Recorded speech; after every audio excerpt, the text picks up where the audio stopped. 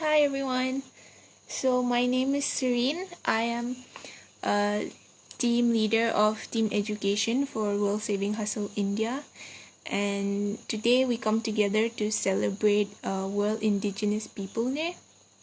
So today we have a very special guest. His name is Raka Sangma, and he's done his bachelor's in environmental science and his master's in disaster management. Today he'll be talking to us about the mainly about the role indigenous communities play in conservation and how modern society has influenced them and has affected them, and how climate change is currently affecting them, and so stuff like this. So thank you everyone for joining, and if you have any questions, please just write them down in the comments and we'll get to them at the end of the talk. So I'll just add Raka.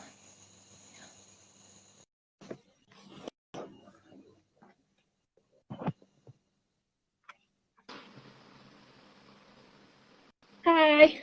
Hi, am I audible? Yeah, you're audible. Can you hear me? Okay. Yeah, I can hear you well. Great. Okay, how are you?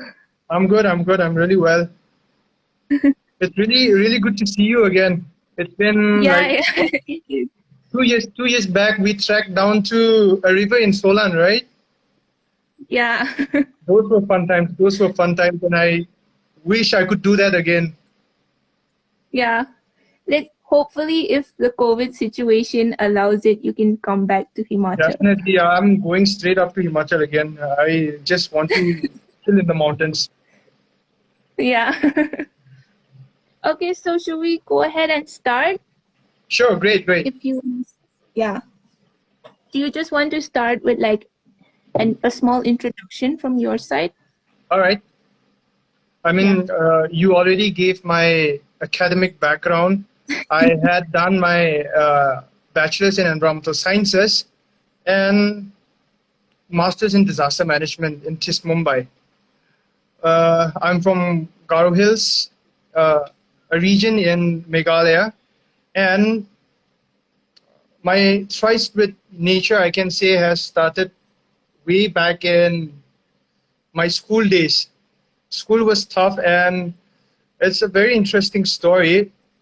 There used to be a patch of reserve forest between my home and the school I go to. So me and my siblings used to take that route through the reserve forest. And you know what?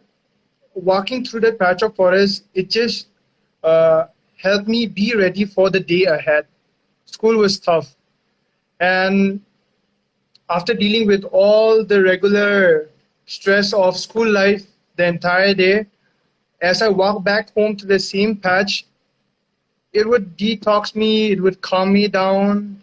And that was the therapeutic, you can say the therapeutic nature of forests.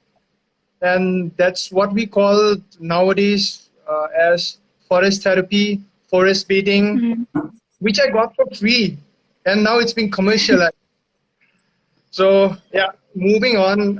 Right now, I'm with the Indian Youth Climate Network.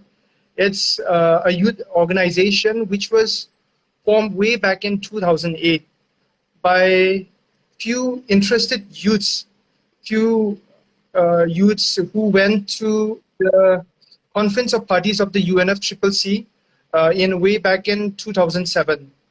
So they met there, and what they found out was that the representation of the youth bodies was mostly from the developed countries, mostly from European countries, but there was no representation at all from the global south. Figured, what the hell? Let's go back and let's start something of our own. Our voice, our voice should also be represented at this national conferences.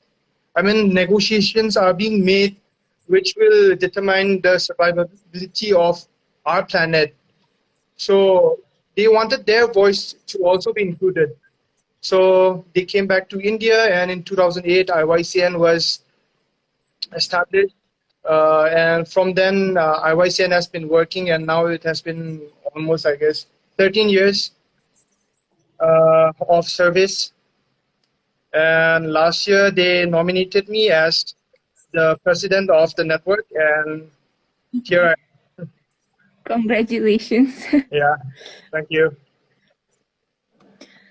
I think that's one thing I am also grateful for growing up in Meghalaya, that we had so much nature surrounding us. And I think, like, for me too, it started when I was young, like my connection with nature. And growing up in our farm, we would go harvest, what do you call, like the broom, the grass you use for broom, we Yeah, would yeah, go and harvest that every winter. So yeah, that's one thing I'm really grateful for, is that like we have so much forest around us. yeah, So yeah, would you like to start off your talk yeah. Sure. on? Yeah. So let's set a brief context of why we are here.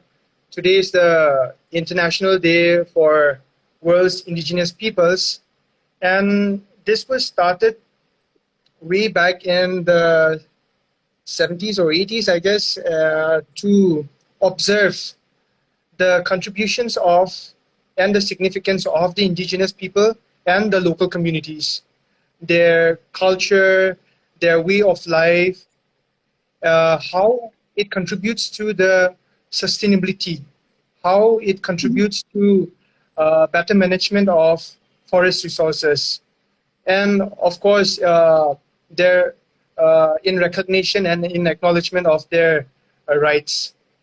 So since then, this day is being observed every year, and different indigenous community groups have come together. And this is an interesting part.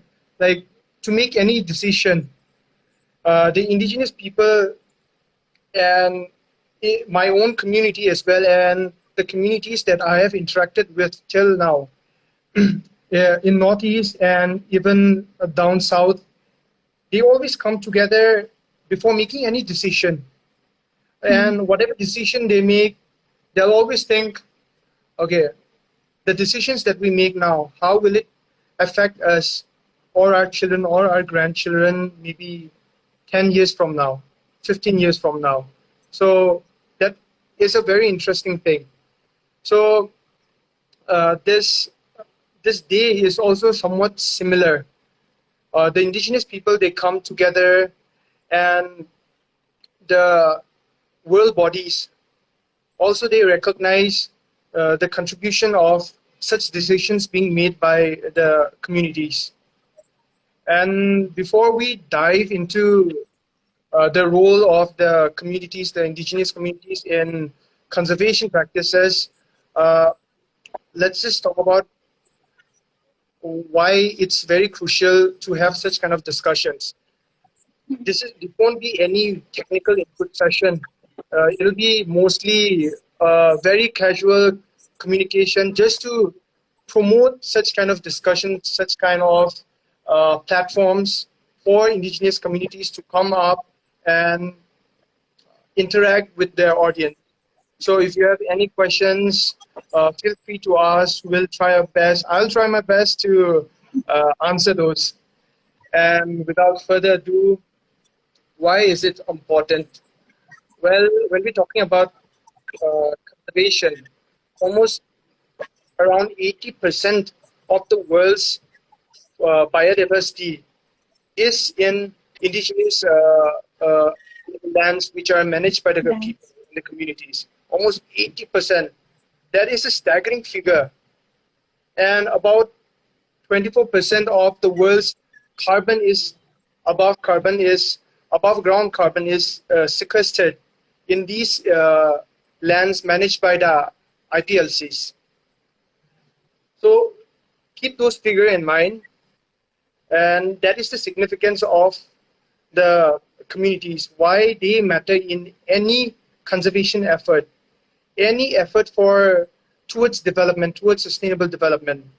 They are a crucial part of the entire discourse, entire dialogue. And I'll give you another figure, which is a cause of concern. So the world's indigenous people, they account for only 5% of the world's population. But when we come to accounting the world's poorest, they're accounting for 15% of the poorest. Now look at the numbers. They're just 5% of the world's population, yet they are 15% of the world's poorest. Look at the numbers. They have such land under them with so much potential to combat climate change, the disasters which are looming by using nature-based solutions. Yet they are less empowered when it comes to access to resources, when it comes to education, they're less empowered. Hence, this kind of conversations are very crucial. And when we are talking about their efforts in conservation, we can see, I'll take for example, for my own state, and this is common actually, but I'll just give an example for my own state, Meghalaya. You have the sacred groves there, which are patches of forests maintained by the communities with a strong spiritual belief. And this strong spiritual belief makes them revere the forest as sacrosanct. And when you go inside the forest, you are not supposed to pluck anything. You are not supposed to harm even a single life form there. So such kind of reverence towards nature exists within those boundaries, within those sacred groves, which are common actually in some parts of India as well and across the world, such religious reverence. And the stunning thing about such sacred groves is that it's a treasure trove for ecologists and naturalists. They might not find such old trees, such mature, huge trees, which you won't even be able to hug. But when you go inside such sacred groves, you'll find those. You'll find such teeming biodiversities inside it. So that's the stunning nature, that's the stunning beauty of such indigenously preserved, protected sacred groves. And another interesting thing about the role of indigenous people are the indigenous knowledge that they have acquired through years and years of trial and error, through observation, through living in harmony and intrinsically with nature. I had conducted my research during my master's on the hazard prediction and risk reduction strategies of the Garo tribe. And during my fieldwork, during my data collection, as I interacted with people, I mean, the knowledge that I have gained till date through my education, when I went there and when I learned about the knowledge they had, it was amazing to learn. It was amazing to know about such knowledge which exists, which I, being born and brought up in a middle-class household, so I never had those knowledge or interest in indigenous knowledge, but through my research, I have gained access to them, the knowledge that they have, and it was really interesting. And if you want to know about more about indigenous knowledge, and you think you can go through resources like the IUCN. They have a lot of commitment towards and dedication towards promoting indigenous knowledge. And indigenous knowledge which they use, it's not just about conserving nature.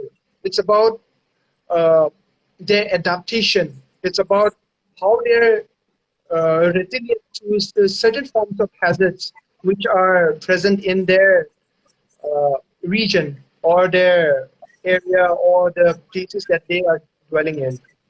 So in my research, what I found out about was the immense meteorological knowledge which the Garo tribe had. And as I did my literature review, this was not just limited to the Garo tribe. It was common across the Himalayan region. And of course, other indigenous communities also had similar knowledge about predicting the weather, predicting certain hazards. And well, this kind of knowledge, it has always been considered as something which is non-scientific, and it's not popular when it comes to policy making. What what struck the scientific community was the Indian tsunami back in 2004, wherein the indigenous people had somehow predicted the coming tidal wave, coming tsunami, I mean.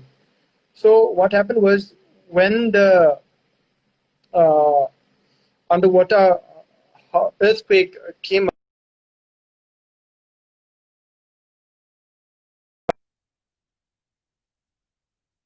what happened was that many of the tourists who were on the beaches, they were intrigued by the phenomenon, and they went closer to the seashore, and they were observing this strange phenomena that was happening. Whereas the indigenous communities, they ran up. They ran as fast as possible. They ran up to the hilltops. They ran up to a high altitude, and hence there was less casualty, almost close to zero casualty among the indigenous communities. Whereas reports were there of thousands and thousands of tourists who were wiped away by the tsunami. And that is where the scientific community started taking interest in the indigenous knowledge. And from there on, uh, the knowledge about climate change, the way they adapt themselves to certain hazards, is starting to gain momentum in the policy making field. Their knowledge are being incorporated, their knowledge are being acknowledged and accepted. And so uh, I can say that the times are changing. The people are starting to acknowledge and accept the knowledge that the communities have, that they have acquired through hundreds and hundreds of years. And all this is, I can say, all this is a result of their intrinsic relationship with the nature, with their natural surrounding. And why conservation is important for them is because the knowledge that they have gained, their way of life, their tradition, their culture, their identities, all developed from their surrounding. They acquired it from their surrounding.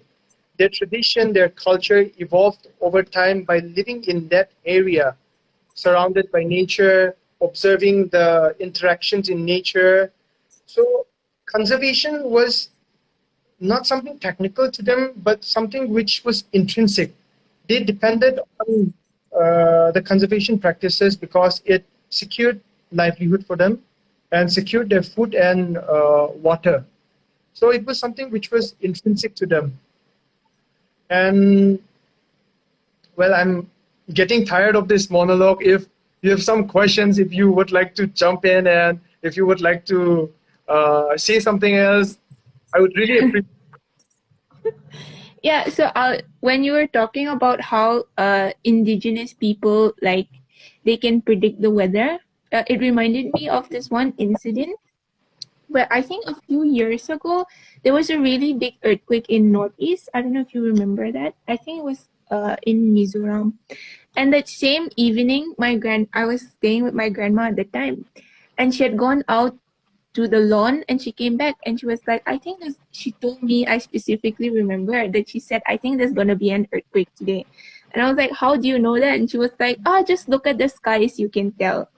And that night, legit, a really big earthquake came. And I was like, wow, like actually, that was just one incident. But I think the people who, because we live in the city, so it's not as much, but for sure, I know that the people who are living in the forest, they know much more than any like PhD scholar would ever know. Like the knowledge they have is so vast that Yeah. sometimes even seeing our tour of like the Himalayas, we would be like shocked at how much these people actually knew about like the environment around them. And most of them, like you said, they're not educated, but somehow like this knowledge just gets passed like generation to I generation. would say, I won't say educated there. I mean, like, you won't get this kind of education on books, rather. Yeah, You won't get those. exactly. I mean, I'll go with my degrees. I'll tag along with my friends on trekking. We'll have a guide from the the villages which are in the margins of the forest. We'll have a guide from there, and when we'll enter the forest, that guy will be identifying every species, every plant species, every edible, every medicinal species, and I mean, Yeah, I'll exactly. talk all the way, and I won't, I don't get those kind of guides when I'm being, uh, when I'm going on a nature trail, uh, say in some urban metropolitan settings. I won't get that kind of guide. But when you take a guide from the people, the villagers who are living in close proximity with the forest, you will be amazed by the amount of knowledge that they have. And Yeah. it's not educated, it's just that this kind of education, it's hard to come by in Mm-hmm. uh, our syllabus, in our school syllabus, in our Enough. college syllabus. But again, times are changing, and I guess even the present educational policy, they are trying to promote indigenous and local knowledge. So, well, the tides are turning, everything, and everything is going for a better route for the indigenous people. But I just hope that we're not too late already. That's the question that we have to ask. I So mean, talking about like, oh, sorry, yeah, go ahead. uh, what I was going to say was I just wanted to add up on the indigenous knowledge of hazard prediction as an earthquake you mentioned earlier. Mm-hmm. So uh, the tribe in my place, when I was interviewing people, so they had mentioned time and again of one observation, that when there's going to be some sort of a seismic activity, they would observe wild wildlife, the wild animals running towards, rushing towards open spaces, out from the forested areas into open spaces. They would do that. And what the indigenous communities used to do was, when they observe such kind of activities, such kind of behavior of the animals, they would also go to the open spaces. That's why in my tribe, open spaces are very common. All the houses, all the huts will be built around an open space. They would make all the decisions there, and whenever any calamity strikes, they would be gathered there. They were always there on that open spaces. That open space served as a very important part of their culture, a very important part of their village setting.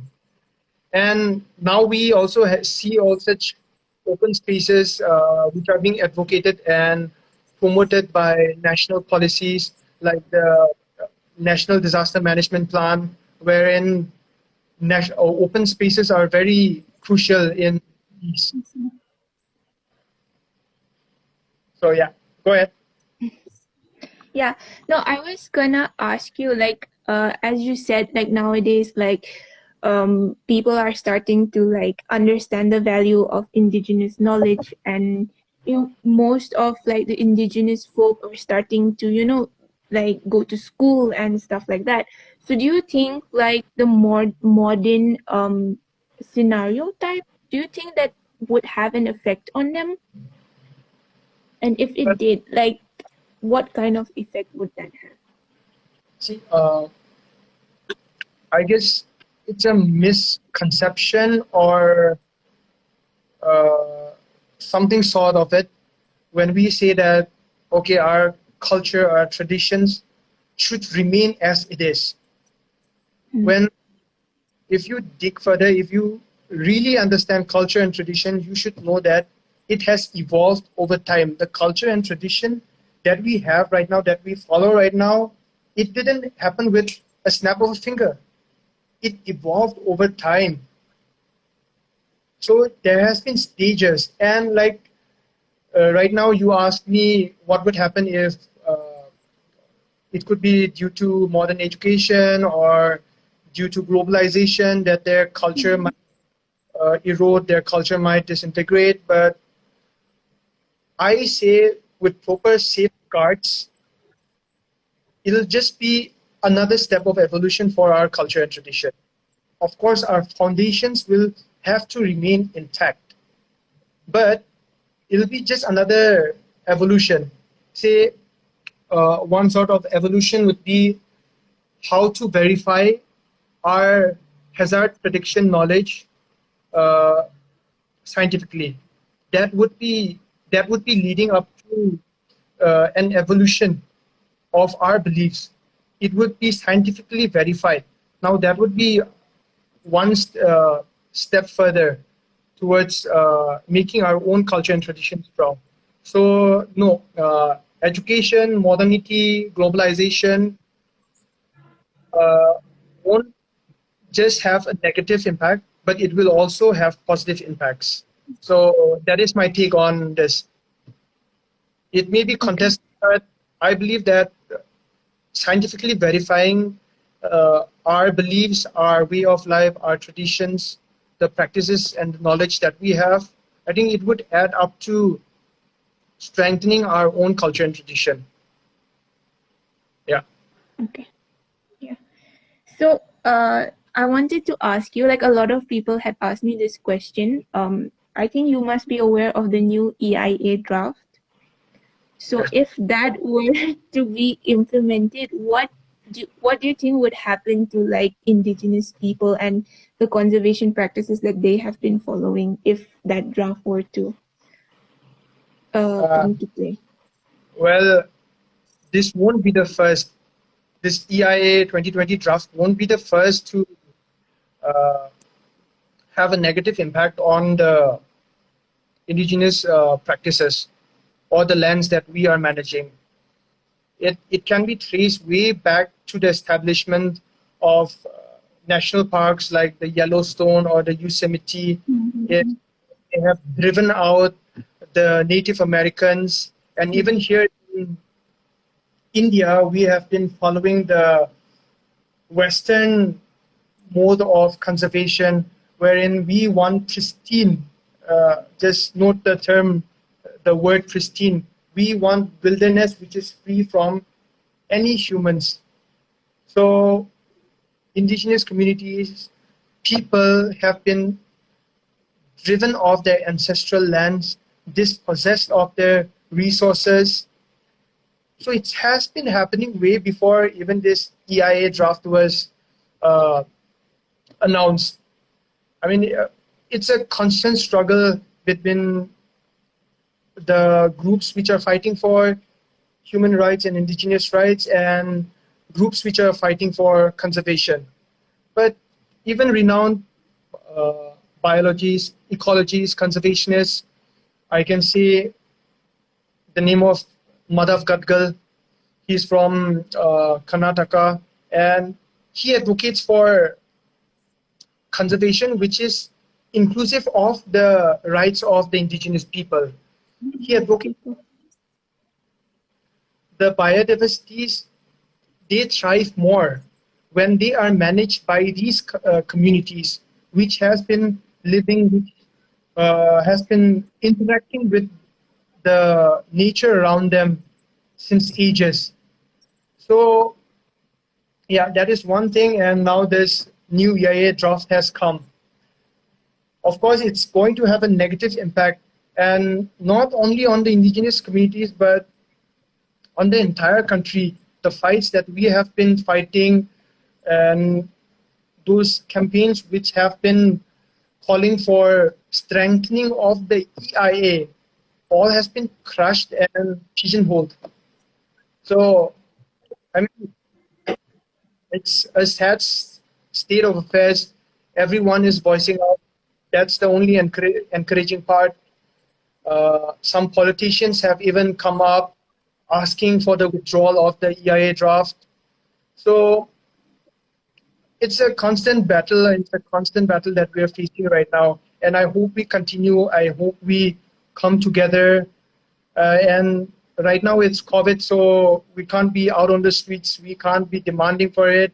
But social media is a powerful tool. So by any means, I would like to request all the viewers today to tweet, to post about the draft EIA notification, to call for withdrawal. So protest in social media. So it's going to affect us in the long run. And we won't have a say in it. The government has made sure that if some industries are polluting, they can just pay and continue their business as usual. So note this down, and you got to do something about it.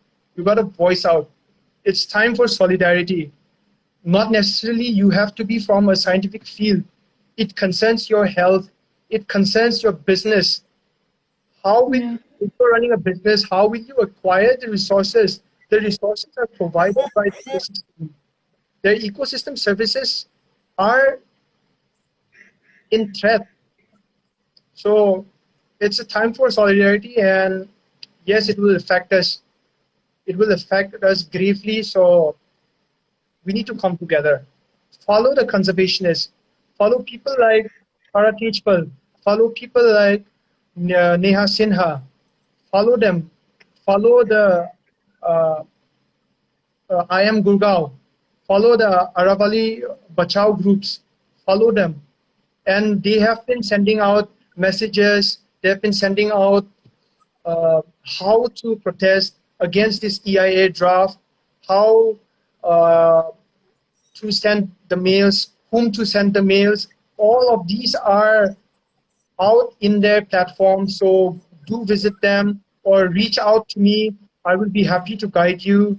So yeah, the only thing I can say that is it's a grave situation, and it's really serious that we come together, be in a solidarity, and hopefully the policymakers reconsider this decision. Definitely. I hope so too. Yeah. Hopefully everyone's efforts will not go in vain, because I know there are thousands of people who've taken part in these Twitter storms and these like sending emails to the government and stuff, and I really hope and pray that our efforts do not go in vain. Yeah. So another thing I wanted to ask you, like, I know that you've had a lot of experiences in nature. So far from what you've seen, have you seen any like physical evidence of climate change from your experiences? Well, there was we were having a FGD, a focus group discussion, and we were discussing about the meteorological knowledge. And so what I learned from that FGD was they said that they could predict the climatic changes maybe 20 years back, but because of the changes in climate change, the way they predict, the knowledge about prediction are becoming unreliable. So that is a solid evidence. They did not learn about climate change in their schools, colleges, anywhere. Mm-hmm. They learned it through observation. They had a knowledge of prediction, and right now, because of the changes in the climate crisis, their knowledge about prediction, hazard prediction, all those are becoming redundant. All those are becoming unpredictable. And this takes back to our previous question when you said that will it affect our indigenous knowledge or the communities? Will globalization affect? Will the modern education affect? So yes, it will affect. but it'll affect positively as well. So our indigenous knowledge will benefit from the modern science. Like if modern science and indigenous knowledge, if they come together, it would lead to a new evolution of knowledge system. So that is my take on this.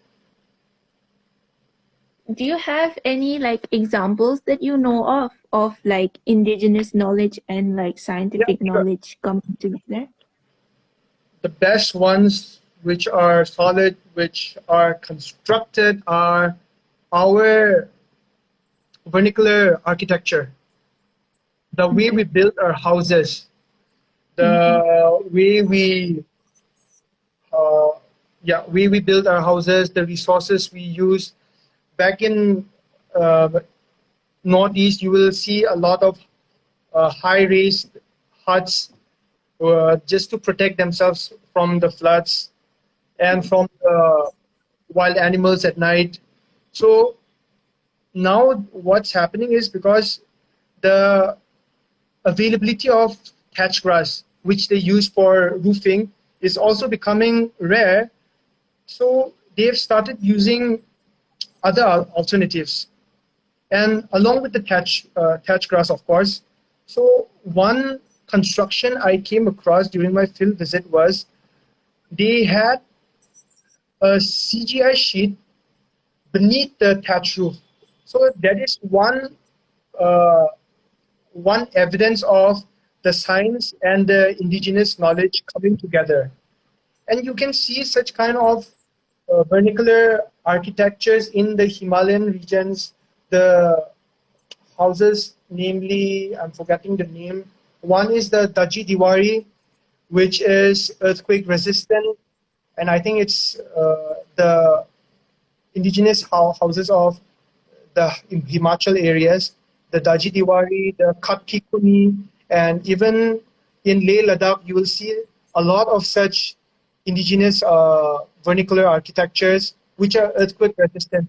And now they are being incorporated, they are being integrated with modern mode of construction, with modern architecture, with modern engineering. So this is a very solid evidence, and it has improved better. It has made them more resilient. It has made them more adaptive, because like I said earlier, the traditional practices, even our knowledge and even our practices like building houses, it's becoming redundant, and it's not that resilient anymore because of the changing scenarios, of the changing grounds, the changing land use, the changing climate. So such kind of integrations with scientific knowledge, with modern engineering, it has improved better. It has made it has made the houses more resilient. So that is a pakka evidence. Okay. Another question that one of our leaders had was she wanted to know that like there are a lot of documentaries on indigenous people, but her question is that do they actually show what indigenous people are, or do they just like take stuff to fit their narrative sort of thing? Like, for example, indigenous people are known to go hunting and stuff, since that is like not very like when it comes to conservation, they don't accept that practice. So do you think that documentaries should really show all of those sides, or should they just show like the things that people want to see? See, again, it comes back to what I've said earlier. Culture and tradition evolve.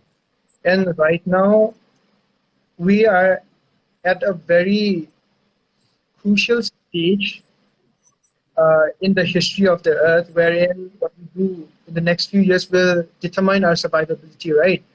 So hunting right now, of course, it is still being practiced by certain tribes, but many tribes have gone away from such practices and have adopted newer ways of, how to say, continuing their practices. and it may not necessarily require hunting. The examples can be seen from the tribes in Arunachal. I'm forgetting the specific tribe. So they used to hunt for hornbills to use during their ceremonies, during their rituals, during their festivals. But now they have replaced it with, they used to use the beak of the hornbill in their attire, but now they have moved away from that and they're getting plastic replicas of those beaks and they're using that. So these are very encouraging stories. And of course, yes, it does not deter the fact that certain tribes are still practicing hunting, but they are encouraging news, and we really need to be supportive, really need to encourage rather than, how to say, demonizing those communities. So be very uh, friendly in our approach. We should, if you want to understand the communities, you can't just impose certain rules on them. You can't just go in and with your own biases, with your own preconceived ideas, and set certain rules. It'll just weaken their system. Yeah, so you should go there, stay for a while, understand them, do ethnographic research on them, be with them, be a part of them. Just immerse yourself in that culture. And before you say anything, ask them, just learn from them what they need the most. You might go to a certain place and say that, okay, these people need a huge dam, these people need a road cut through their forest, but that might not be their immediate needs. Understand what they need the most, what are the resources that they need the most, then make your decisions accordingly. So that is the approach that you should be taking. Okay. So I think we can have like one last question before we end. And I found this very interesting. She had asked like, how do people living in the cities help protect like the indigenous folk? Okay. Yeah. So I mean, it's already happening. Uh, some of my friends who are very talented in filmmaking, very talented in creative arts, and very active in social media or very good in researching. They're going there, they are researching on them, they are understanding their culture and practices, and they're spending their time with them and promoting their way of life, promoting how they are living in harmony with nature. And some are even going way beyond that and opening up schools and like just giving pro bono uh, education to the people there. So these are some kind of examples that I can give you right now. But other than that, advocacy is required. So one thing about indigenous-led initiatives or community-led initiatives is that if you want to start something with the rural communities, with the indigenous communities, the impact will be more. I mean, the scale of impact, they might really absorb what you are trying to convey to them. If it's conservation, they might really absorb into it. But their efforts might not reach the policymakers that effectively. So that's where the people in the metros, in the urban areas, need to advocate. They have access to people in the government, people in the policy making boards. So use that advantage to promote how indigenous people are also crucial in climate change adaptation, climate action, in biodiversity conservation. So that is how you should be promoting them. Okay. Thank you so much, Raka, for answering all our questions. I don't think like the crowd, I haven't seen any questions so far from them. I mean, So I would also just like to add, it just came to my mind. Back home, we are always wary about the majority minority dynamics, the religious majoritarianism, how the minorities we are, how as minorities we are facing discrimination, how as minorities we are facing challenges in this country. I'll just limit myself to India. So ask any indigenous community, one of the challenges will be discrimination or certain kind of challenges that they will face when they are in a country with a religious majority. And being a minority, they have faced many challenges. But when we ask this kind of questions, and this message is for the people back home, you should also ask one question to yourselves. We are a minority in this country, but when we go to our own states, we will also be a majority there. And so we need to be sensitive about the minorities that are in our states, that are in our districts, that are living alongside our communities. Say, for example, in right now, say 95 or 97% or even 98% of the Garo population is Christian, are all Christian converts. But there are certain populations in pockets remaining who are still non-Christian. They still follow their indigenous way of life. They're animists. They are animists. They worship nature. They believe in Gaia, Mother Nature. And one thing that I have noticed in my life, and I'm 28 years now, and in this 28 years, I have never met a non-Christian Garo in my school, in my any interaction with government officials, any bureaucrats, any politicians, or any person having some influential position. I have never met anyone. So we need to go back, reflect upon ourselves. Before we ask about our concerns as a religious minority in the country, we should ask, okay, how are we treating the minorities in our own states, within our own communities? So that is a very important question to be asked. And I think at the end of the day, the reason why, like, I don't know about other states, but Meghalaya, I think we have like a recent survey said that 70% of their land is forested. And I think the main reason behind this is because of these other communities. Like, I'm not saying that other religions like are against conservation, but the main reason is that people have been worshiping nature. So that has like led to like so much of like conservation, like you said, sacred groves and stuff like that.